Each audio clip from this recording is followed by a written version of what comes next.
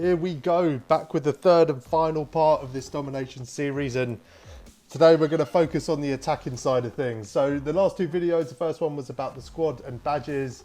I break down the squad and the key badge that will certainly help you get turnovers, and obviously turnovers help your attack. And speaking of turnovers, the second video was a defensive settings and tactics video. You know, if you're not defending well, this video is entirely useless. You can have a really, really good attacking game, and if you don't defend well, on all-time domination, on superstar difficulty, you still probably won't win the game. So it's absolutely vital that you use those two videos and this one together to ensure that you have a really easy and straightforward run on domination. Now, I'm going to start with the correction really quickly. On yesterday's video, I said those settings work against every team apart from the Warriors. That's a lie. So I told you I lost by a few points the first time I played them. I think I just played badly in that game. It was quite late at night. I might have been tired. But either way, I loaded in again. And as you can see on the screen, we did blow them out. And more importantly, we clamped them up. They could not score against that defense. So feel free to use those defensive settings against the Warriors. Now, one more thing before we get into this. This is really geared towards all-time domination. And current and historic are relatively easy. They are quite easy. I mean, current is on all-star difficulty. You're not going to lose. It's very, very difficult to lose. Even the last three games, they're fine. On historic, I had no issues. I was playing through every game until the last three. So I think the last three games on historic is where it gets tough. And then through all-time, every game can be tough. So this video is really about breaking down those offensive tactics and plays you can use to get around what is always an overpowered CPU defense. There's one thing you're not going to see in this video, and that is us cheesing plays. If you want to cheese plays, I released another video on it a while ago where I listed all of them. Nets playbook, Pistons, Mavericks, I think there's one other, I can't remember. Anyway, it's not necessary. It's really, really not necessary. Every play that you cheese, and Thru STS was that play last year, all it is a cut. That's all it is. It's really important to understand that, because you're not going to go online and cheese that play again and again, because you're not going to be able to stop anyone. And actually, this year with the CPU, they get smarter and they adapt to those plays as well. So it's not as effective as it was. And actually, the plays themselves just aren't very effective, certainly in comparison to last year. So there's no reason to cheese a play. I really don't like it on domination. I told you guys I did it last year, and it made me worse at the game. It held me back months, to be honest. I was using it on domination and the spotlight sims and all of that. It's so boring. It's so unbelievably boring. First of all, just sitting there cheesing a play again and again. It doesn't really work, and it's not going to make you any better at the game. But the biggest reason not to cheese a play is it's a cut. There's one button, which is triangle or Y on Xbox, that does the same thing. And you can do it from any part of the court with any player without having to constantly reset to the same position and have the CPU finally figure out what you're doing. So I'm going to show you how that works. The other thing I'm going to show you, which a lot of people seem to be struggling with, is getting that 900 MT. So there is a couple of additional things you need to do during a game, and it is really annoying, to be honest, that they put this caveat in there. Just for example, I beat the Clippers and fell 6 MT short. That was a learning curve that I actually had to focus on MT and start doing different things in the game to make sure I get it. But it is there, so we need to do it. And I'm going to break down how you can go about doing that relatively easily by the end of this video. So yesterday I showed you the Lakers defense against the all-time Lakers. Today I'm going to show you the offensive side of that game. So you're going to see it again against one of the toughest opponents. We've got a little bit further in domination now. Spurs were quite tough as well, just putting that out there. But we're ticking through it. And I'm going to show you the offensive side of that game so you can see how you break down an elite all-time team on superstar difficulty. Just a reminder to watch the other two videos to see these defensive settings and how powerful they are. And again, that first video, which will show you throughout this game that the CPU will get worse, and there's a really specific reason. In terms of offensive settings, there's only one thing you need to do. So you need to equip the Hawks 2018 Freelance. Doesn't matter where you equip it. For some reason, I always equip it in 2. I think it's just out of habit. Don't think it's anything more than that. But that's the only thing you need to do, and I'll explain what that does as we enter the game. So let's get into it. So I've slowed this down so you can see exactly what I do. On your first possession, what you want to do is you want to hit left on the D-pad. You want to press L1 to go to Freelance Sets, and then select the Hawks 2018, wherever it is that you equipped it. Then hit L1 and L1 again for pass and screen away. And now I've kept this slowed down so you can see it. Look how spread out your players are. And you can see there's a lane straight through the middle. So what I'm running here is a straightforward pick and roll. To call a screen, all you need to do is hold down R1. And you can see morning there. What I'll do then is I'll aim for that open lane. Now there's one of two things I'm going to do here. Either I'm going to get clean through to the hoop or I'll get checked. If I get checked, double tap triangle and up goes Morning for the dunk. Now I run that play on the first possession of every game. The first possession is always the toughest because you haven't quite figured out the opponent's defense yet. So that's the first play every game. But I do run it again because it's a really good MT generator. In the same way that you would cheese a play, you're getting MT for the assist, the dunk and the made shot. So you're getting close to 10 MT every time you run that play. Now the next thing is fast breaks. Now if fast breaks are there, take them. If they're not, you'll see here, I completely backed out of it. On a fast break, what can happen a lot of the time is the CPU goes into God mode and gets this crazy highlight block or stop. And it's probably the shot I miss the most is trying to complete a fast break. So if it's not on, don't take it. Giannis got a really bad animation there on the catch. So all I did is I slowed it right down. I've got the shot clock to use. So let's try and create a better scoring opportunity. I'm going to keep this slowed down here because you're going to see the cut. So Giannis plays the ball into Morning. And all you'll see here is I'm pressing triangle pointing towards Giannis. And look what he does. Now, all I have to do here is let go of triangle. If I double tap it, it'll go for an alley-oop. But I'm going to play it safe. And again, we got an assist, we got a dunk, and we got a cut. That is as close to quick through STS as it gets. And let's be really honest. I didn't activate any plays. I didn't cheese anything. And that is a play I can do anywhere on the court. And you'll see in this video how often I use that cut throughout the game. On the next possession, I run the pick and roll again. And the reason I'm showing you this is I actually run it from the other side of the court. The reason I keep mixing this up is the CPU does get wise to what you're doing. So as long as you keep changing things slightly, the CPU will always be a step behind you. This is where it's important to watch those last two videos because you see we get a turnover here. So we get a steal, but the fast break's on, so we take it.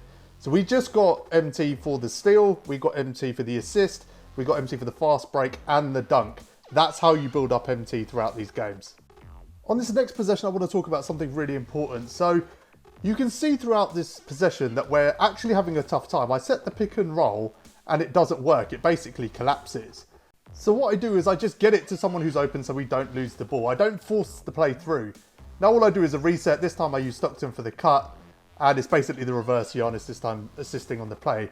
But use the shot clock. This is actually some advice someone gave me recently. It's something I didn't really think about. I used to be quite quick trying to get end to end. And I know you're in an MT race.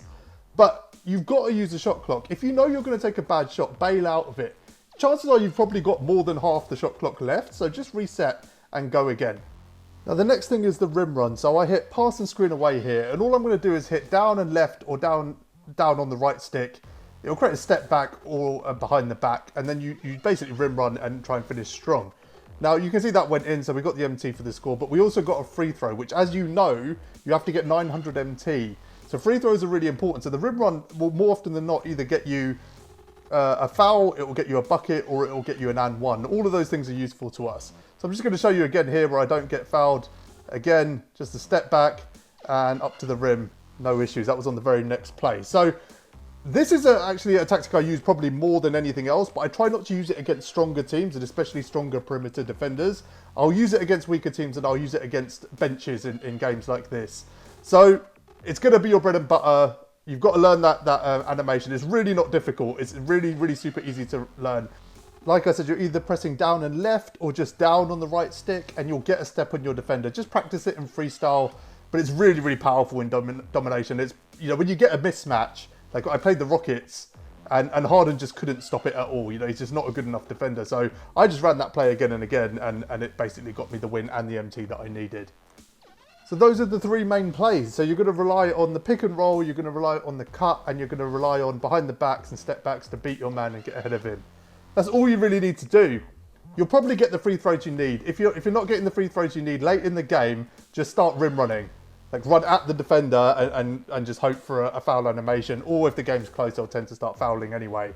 The only thing I haven't covered is threes. So I don't shoot a lot of threes, but I make sure I shoot 5. The reason I shoot 5 is because, again, it's just massively important to getting that 900 MT at the end of the game. You want to get 10 free throws and you want to shoot 5 threes. There's games where I've shot like 1 in 6, but it still helps. You know, it all helps. But just make sure you put up 5 shots. I tend to do it quite late in the game. I try to win the game before I start shooting threes. If there's an open shot, obviously I'll take it. The more open it is, the better. The CPU defense against threes is really, really overpowered. You'll think you're wide open even after you've taken the shot, and somehow it will come up 80% contested. So just take good shots. If they're there throughout the game, take them. If they're not, just make sure you shoot 5 threes at the end of the game and try and score 1 or 2 of them. So that covers everything. So let's see how the rest of this game went, and you'll see various examples of how I use those plays and how I keep mixing them up, but really just focusing on those 3 things throughout.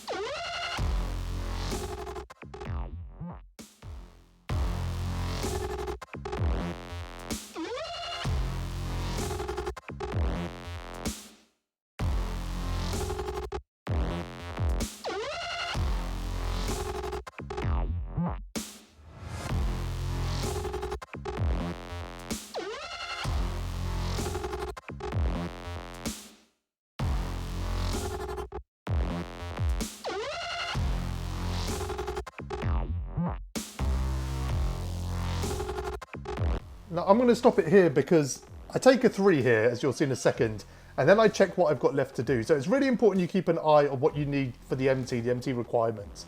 I have to take 10 free throws. I don't have to score them all, but I have to take 10, and I have to shoot 5 threes. So I take a look with 2 minutes left, and you'll see here that I've got the free throws I need, so no concerns there, but I've only taken 3 3-pointers. I've scored 2 of them as well, so I need to make sure I take at least 2 more threes. Skipping forward a little bit more, you can see now we've got a minute left, and I actually haven't taken those threes yet. I haven't had the chance. So you'll see me now, I just start putting up threes. It doesn't matter if they go in. I just need 5 taken threes to register so I can get the MT for the 2 that I scored. If it's under 5, I won't get anything for those threes. So I go back in and check. I actually thought I'd done it because I took 2 shots, but apparently one of them was a 2. So there's still 1 3 left to get. But bigger picture here, I will shoot that 3 by the end of the game. We've done everything we need to do. We've won the game comfortably, and the combination of these 3 videos has resulted in a really strong win against arguably the toughest all-time domination team. That's a really, really big deal. So you can see that I put up the other 3, and now I'm good to go. I'm confident I'll get the MT, and we've got the win. So the offensive plan, it worked really well. Again, I run the same plan every time. I rely on those 3 things mainly, which is the pick and roll, which is the cut, and just beating your man one-on-one in an ISO situation. If you do all 3 of those things, you'll come out on top more often than not. You'll win most games. I've lost 1 on all-time Dom so far, which was the Warriors, and I also beat the Clippers but failed to get the MT. So those 2 games taught me a lot about what I need to be doing, and now this is, I'm kind of passing that on to you, what I've learned. The last couple of games I played were against the Spurs and the Rockets. 2 tough teams, were against Tim Duncan and Hakeem. We blew them out. We won those games comfortably. So putting these 3 things together, these 3 videos, it works really, really well. And it should help you as well. That's everything. That's the whole guide done. That's the 3-part series.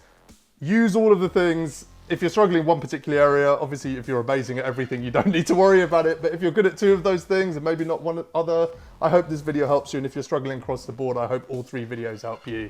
Go check out the other 2 if you haven't. Until next time, thanks for watching, guys.